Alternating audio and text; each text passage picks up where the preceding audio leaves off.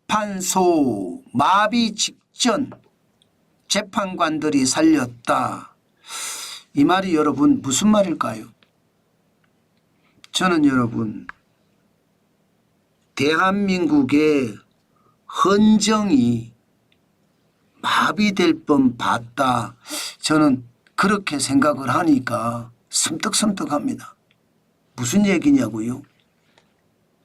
헌법재판소는요. 전체 9명의 재판관으로 구성이 됩니다.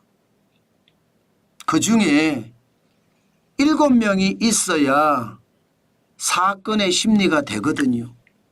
그런데 오는 17일이죠. 예, 오는 17일이면요. 3명의 재판관이 나갑니다. 그러면 남아있는 재판관은 6명이잖아요. 6명을 가지고는요. 쉽게 말하면 사건 심리를 못하는 거예요. 국회에서 추천을 해줘야 되는데 국회 추천 3명이 추천이 안 됐습니다. 대통령 임명 3명은 임명이 됐고 대법원장 지명 3명도 됐지만 여당 1명, 야당 1명, 합의 1명으로 되는 국회 추천은 안 됐어요. 쉽게 말하면 헌법재판소의 구실을 운영이라고 해야 되나요? 예. 헌법재판소의 운영을 저는 야당이 막고자 했다. 저는 이런 생각이 듭니다. 그게 무슨 말이냐고요? 7명이 있어야지 사건 심리가 되는데 지금도 공무원에 대한 탄핵은 계속되고 있거든요.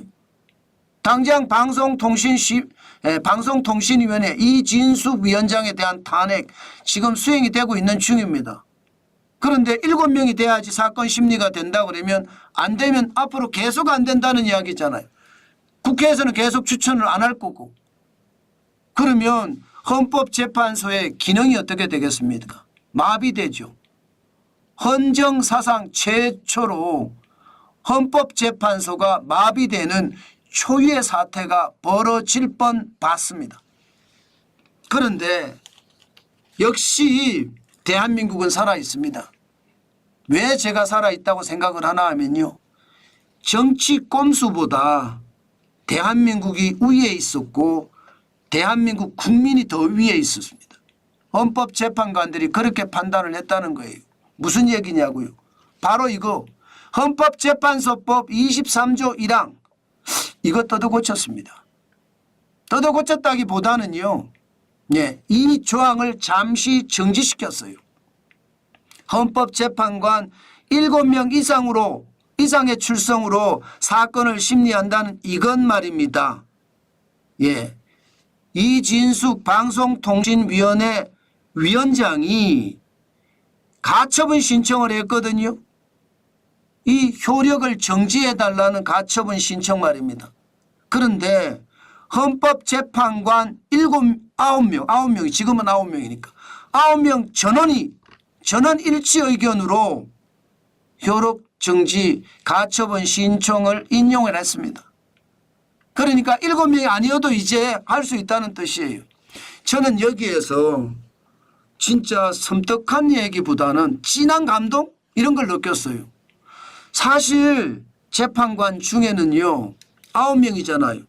진보도 있고 보수도 있고 중도 성향의 어떤 헌법재판소장도 있었을 겁니다. 재판관도 있었을 거예요. 그런데 그들 모두가 헌정을 마비시키는 것은 안 된다. 국가를 위해서도 안 되고 국민을 위해서도 안 된다. 함께 똑같이 생각했다는 사실이에요. 이게 저는 대한민국이라고 생각을 합니다. 예, 싸울 땐 싸우더라도 원칙은 원칙대로 움직이는 것 저는 그게 대한민국이라 생각하거든요. 지금 대한민국 정치판은요. 마치 내전 상태가 난 것처럼 서로 어르렁거리기만 하지 도대체가 타협하고 대화할 줄 모릅니다. 그런데 헌법재판소는요. 이진숙 방송통신위원장이 지금 가처분 신청을 신청한 것 이것에 대해서 말입니다. 재판 이외의 사유로 재판 절차를 정직시키는 것은 안 된다. 피청구인의 신속한 재판 받을 권리에 대한 과도한 제한이다. 또 직무정지 상태가 장기화해 방송통신위원회 위원장으로서 업무 수행도 중대한 영향을 미칠 수 있다. 그래서 이 헌법재판소법 23조 1항에 대해서는 잠시 효력을 정지한다 이렇게 이야기한 겁니다. 다행이죠. 다행입니다. 내 국가 지도자라는 사람들은 이래야 됩니다. 싸울 땐 싸우더라도 원칙 앞에서는 똘똘 뭉쳐야 돼요. 여야가 문제가 아닙니다.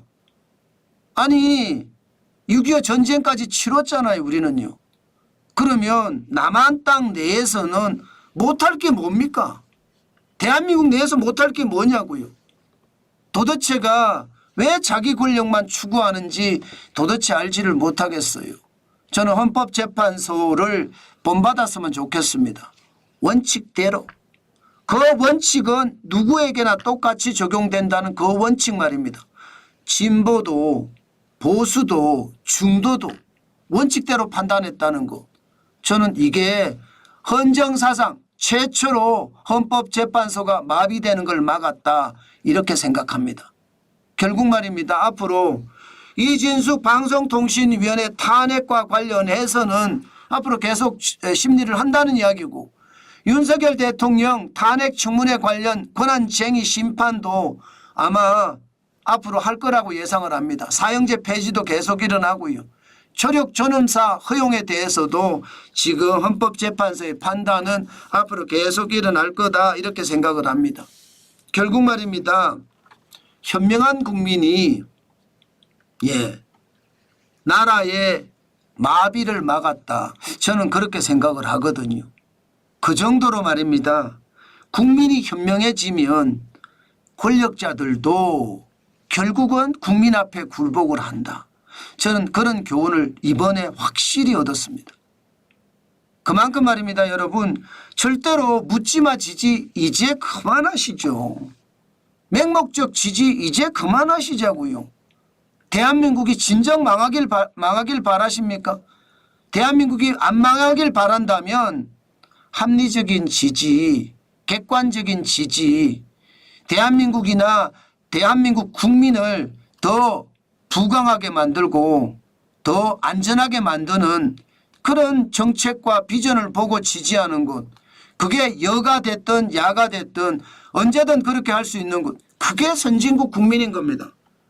저는 이번 사태를 보면서 대한민국도 앞으로 더 변할 가능성이 굉장히 많겠구나.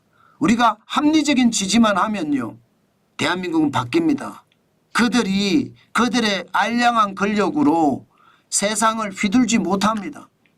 제발 국민들의 현명한 지지가 세상을 바꾼다는 사실을 반드시 생각을 하시고 저는 대한민국 사회를 바라봤으면 좋겠어요. 이번에 헌법재판소 마비 사건 이것은 어쩌면요. 대한민국에게는요. 엄청난 교훈을 주는 사건이 아니었나 저는 그런 생각을 해봅니다.